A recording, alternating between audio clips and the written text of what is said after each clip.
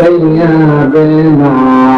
مولانا محمد حاضرين আমরা আল্লাহর হাবিব সাল্লাল্লাহু আলাইহি ওয়াসাল্লামের উপরে দুরূদ শরীফ পড়তেছি।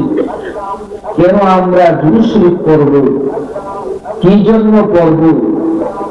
বিসমিল্লাহির রহমানির রহিম। وعن ابن مسعود رضي الله تعالى عنه أن رسول الله صلى الله عليه وسلم قال أول الناس يوم القيامة أكثرهم علي الصلاة رواه الترمذي। সবাই বলি মারহাবা।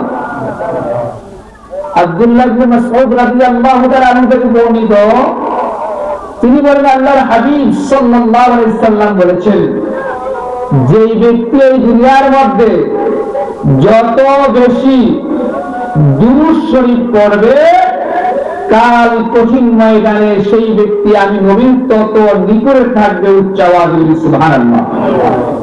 কিয়ামতের ময়দানে আমরা আল্লাহর হাবিব সাল্লাল্লাহু আলাইহি সাল্লামের নিকটে থাকতে চাই কি চাই না? তাহলে কি করতে হবে? বেশি বেশি দুরূদ শরীফ পড়তে হবে। আজকে ওয়াজ ও দোয়ার মাহফিল এখন